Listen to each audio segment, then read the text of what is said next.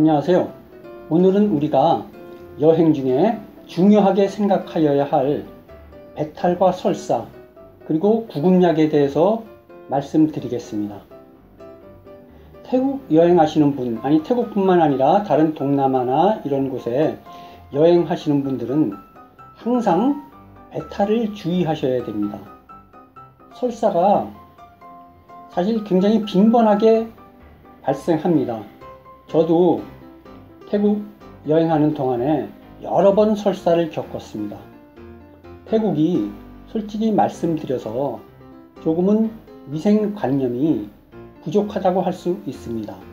그래서 우리가 조금만 주의하지 않으면 배탈을 일으키기가 쉽습니다. 우리가 배탈이 나서 설사를 한번 하게 되면 이것이 하루 이틀 만에 금방 낫지 않습니다. 며칠 가고 심지어 일주일, 2주일 가는 경우도 있습니다. 이러면은 완전히 여행을 망치는 거죠. 그렇기 때문에 여행 중에는 이 배탈을 굉장히 조심하셔야 됩니다. 배탈을 일으키는 원인이야 뻔하죠. 우리가 먹는 것에 있습니다. 음식물에 의해서 배탈이 일어나는데 태국이 더운 나라고 위생관념이 낮다 보니까 아무래도 배탈을 유발하는 그러한 요인들이 많이 있습니다. 우선 첫째, 음료수에 대해서 말씀드리겠습니다. 태국 여행 중에는 반드시 병에 든 물을 사서 드셔야 합니다. 여기 세븐일레븐이나 패밀리마트 같은 그러한 편의점에서 병에 든 물을 구매를 하셔서 사 드셔야 합니다. 이 병에 든 물도 사실은 두 가지 종류로 구분할 수가 있는데요. 하나는 드링킹 워터랑 다른 하나는 미네랄 워터입니다. 둘 다 안전합니다, 사실은. 그런데 왜 그렇게 구분이 되냐 하면은, 그러니까 드링킹 워터라는 것은 우리나라로 치면은 정제수 비슷한 겁니다. 수돗물을 정제해서 병에 담가서 파는 것입니다. 그리고 미네랄 워터는 안반수랑 비슷한 개념입니다. 땅속에서 파서 지하 안반수죠. 광천수라고 하나요? 하여튼 그런 겁니다. 그래서 가격이 약간 차이가 있습니다. 많이 차이 나지는 않습니다. 드링킹 워터는 7밭, 그러니까 편의점에서 들어가셔서 7밭짜리는 드링킹 워터라고 보시면 되고, 그리고 10밭짜리는 미네랄 워터라고 보시면 됩니다. 미네랄 워터 중에 가장 싼 것은 미네랄이라는 상표가 붙어있는 광천수입니다. 그것이 9밭짜리로 가장 쌉니다. 저는 주로 이것을 사서 항상 들고 다니고 있습니다. 그리고 제가 배탈과 설사에 조금 민감하다 보니까 상당히 많이 주의를 여러 가지 면에서 기울이게 되는데요. 저는 얼음도 가급적 먹지 않습니다. 음식점에 들어가면 얼음을 제공을 해주는 경우가 많습니다. 저는 이 얼음을 먹지 않습니다. 얼음을 먹는 것은 바로 수돗물을 먹는 것과 똑같기 때문에 얼음을 태국에서는 먹지 않습니다. 또 우리가 맥주를 마실 적에도 얼음을 제공을 해주죠, 태국에서. 그런데 그것도 먹지 않습니다. 그래서 태국에서는 저는 가급적이면 주스나 스무디 같은 것도 잘 먹지 않습니다. 왜냐하면 그런 것을 만들 적에 반 이상이 사실은 얼음이죠. 그러니까 얼음물과 과일이 약간 섞인 거기 때문에 가급적이면 안 먹으려고 합니다. 물론 전혀 먹지 않을 수는 없지만, 그리고 과일이 먹고 싶으면 과일을 깎아서 파는 곳이 많이 있습니다. 슈퍼마켓 같은 곳에서도 그렇게 과일을 깎아서 팔고요. 또 길거리에 가다 보면은 그런 좌판대에서도 과일을 깎아서 많이 팝니다. 그러면 목이 마를 때 또는 과일을 먹고 싶을 때 그것을 사다가 먹습니다. 또는 요새는 철이 아니라서 조금 비싸긴 하지만 코코넛도 괜찮은 방법입니다. 하지만 스프링 워터가 가장 좋습니다. 항상 가지고 다니면서 목이 마르실 때 섭취를 하셔서 수분을 보충해 주시는 것이 중요하겠습니다. 병에 든 물은 식당에서 구매를 하시면 7밭짜리 드링킹 워터를 10밭에 판매하고 있습니다.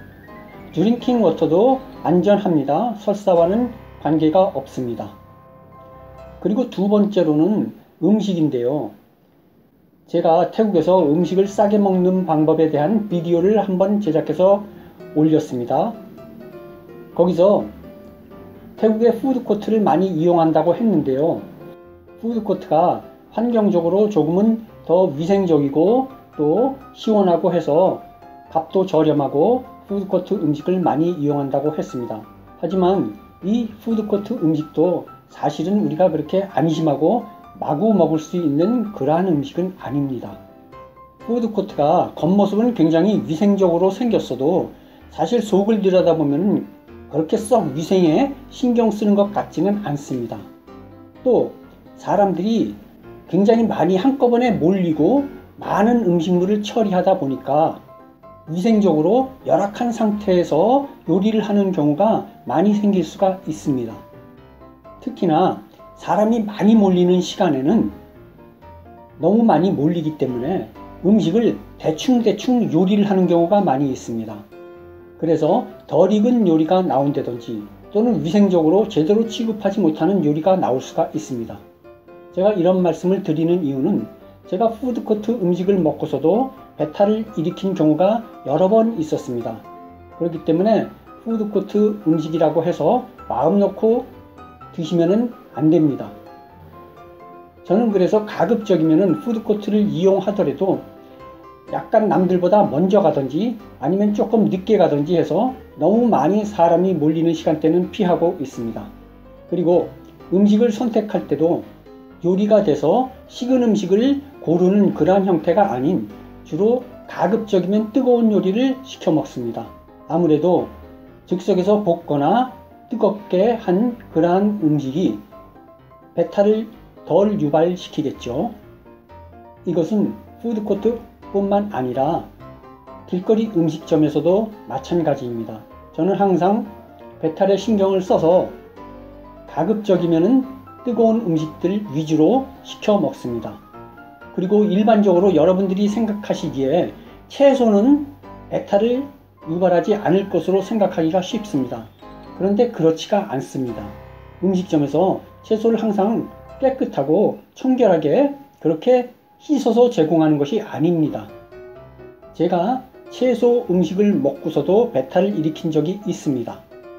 그래서 샐러드나 채소 위주의 음식을 먹더라도 채소가 약간 오래된 것 같다 또는 시들시들하다 하면은 그 부분은 드시지 않는 것이 좋습니다. 이렇게 주의를 하여도 오는 배탈을 막을 수는 없습니다.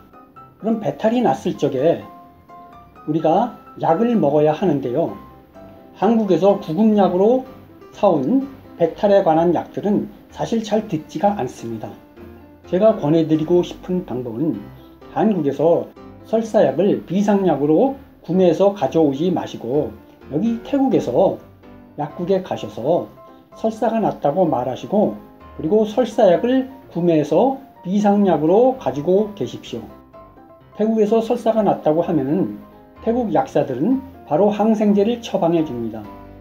그냥 설사약은 잘 안 듣는다고 하면서 항생제를 처방해 주는데요. 항생제가 훨씬 빨리 설사를 멈추게 합니다. 당연히 항생제는 직접 균에 작용하기 때문에 훨씬 더 빨리 설사를 멈추게 합니다. 우리나라에서는 항생제 처방을 받으려면 의사의 처방전이 있어야 되죠. 그런데 태국에서는 의사의 처방전이 필요 없기 때문에 약사가 바로 처방해 줍니다. 그래서 저는 비상약으로 태국 약방에 가서 설사약을 사옵니다. 가격도 쌉니다.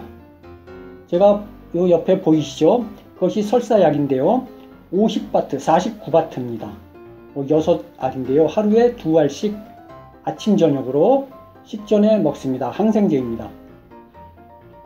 그래서 비상약으로 제가 가지고 있습니다. 배가 아프지 않더라도. 물론 항생제를 남용하는 것은 좋지는 않겠지만 여행 중에 설사가 나서 오랜 시간을 끌면은 그것처럼 고통스러운 일이 없겠죠. 여행을 완전히 망치는 일이 됩니다. 그렇기 때문에 우리나라에서 사온 약으로 먹으면서 오랫동안 설사를 계속해서 유지하는 것보다는 태국에서 산 약으로 빨리 설사를 마치는 것이 좋겠죠. 오늘은 여행 시 우리가 가장 주의해야 할 배탈과 설사 그리고 구급약에 대해서 말씀드렸습니다. 그리고 한 가지를 까먹고 말씀을 안 드렸는데요. 제가 몇 군데 약국을 갔는데 약사들이 영어를 잘 못해서 약을 사는데 조금은 곤란을 겪었던 적이 몇 번 있습니다. 그런데 터미널 21에 가시면은 아속역에 있는 터미널 21 지하 1층에 약국이 있습니다. 거기에 있는 약사분은 영어를 잘 하셔서 설명을 드리면은 쉽게 알아들으시고 약을 잘 처방해 줍니다. 그러니까 터미널 21에 가시는 기회가 있으면은 지하 1층 약국을 이용해 주시면은 편하게 약을 살 수 있을 것입니다. 고맙습니다. 오늘은 여기까지 하겠습니다. 구독해 주세요.